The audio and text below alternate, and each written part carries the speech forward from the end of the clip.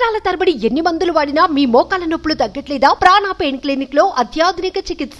విజయవాడలోని కనకదుర్గమ్మ భక్తులకు సువర్ణ అవకాశం. శ్రావణ మాసం సందర్భంగా విశేష పూజలు. ఈ నెల 23న ఉచిత సామూహిక వరలక్ష్మి వ్రతాలు. ఒక్కో బ్యాచ్కు 500 మందికి మాత్రమే అనుమతి. దరఖాస్తులను స్వీకరిస్తున్న ఆలయ అధికారులు. విజయవాడ ఇంద్రకీలాద్రిపై కొలువైన కనకదుర్గమ్మ భక్తులకు సువర్ణ అవకాశం. ఆగస్టు 16న వరలక్ష్మి వ్రతం సందర్భంగా అమ్మవారు వరలక్ష్మీదేవిగా అవతరించనున్నారు. ఇందులో భాగంగా భక్తులకు ఉచిత సామూహిక వరలక్ష్మి వ్రత కార్యక్రమాన్ని నిర్వహించనున్నారు. ఇందుకోసం భక్తుల నుంచి దరఖాస్తులు కూడా స్వీకరిస్తున్నారు.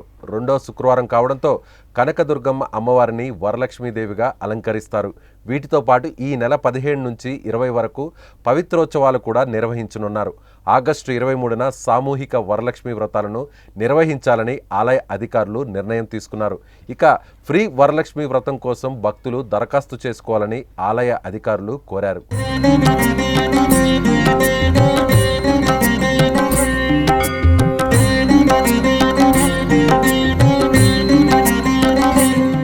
ఈ నెల 23న సామూహిక వరలక్ష్మి వ్రతాన్ని నిర్వహించనున్నారు. ఇక ఆ రోజు ఉదయం 7 గంటల నుంచి 9 గంటల వరకు ఆర్జిత సేవా టికెట్ 1500తో కొన్నవారికి వ్రతం నిర్వహిస్తారు. అనంతరం ఉదయం 10 గంటల నుంచి 11 గంటల 30 నిమిషాల వరకు తెల్ల రేషన్ కార్డు కలిగి ఉన్న వారికి ముందుగా ఫ్రీ వరలక్ష్మి వ్రతాన్ని అప్లై చేసుకున్న వారికి మాత్రమే వరలక్ష్మి వ్రతాన్ని నిర్వహిస్తారు.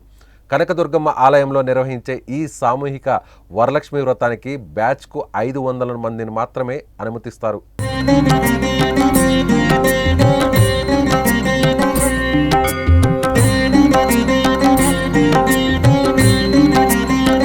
ఆగస్టు 17 నుంచి 21 వరకు ఉచిత వరలక్ష్మి వ్రతం నిర్వహించనున్నారు.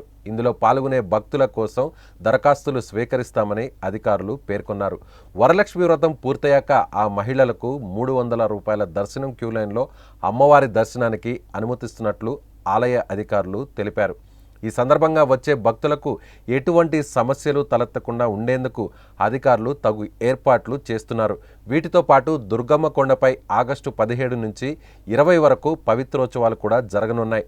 ఇందులో భాగంగా అమ్మవారికి ఈ నెల 17న సాయంత్రం 4 గంటలకు ఉదక శాంతి, 18న ఉదయం 3 గంటలకు సుప్రభాత సేవ, స్నపనాభిషేకం వంటివి నిర్వహించనున్నారు. వీటితో పాటు ఉదయం 9 గంటలకు భక్తులను సర్వదర్శనానికి అనుమతించనున్నారు. ఆగస్టు 19న మండపారాధన, మూలమంత్ర వాహనాలు, వేద పారాయణాలు, హారతి, మంత్ర పుష్పం వంటి కార్యక్రమాలు ఉంటాయి. అలాగే ఈ నెల 20న ఉదయం 10 గంటల 30 నిమిషాలకు పూర్ణాహుతి, కలశోద్వాసనతో పవిత్రోత్సవాలు ముగించనున్నారు. భక్తులు ఈ విశేష పూజా కార్యక్రమాల్లో పాల్గొనాలని ఆలయ అధికారులు తెలిపారు.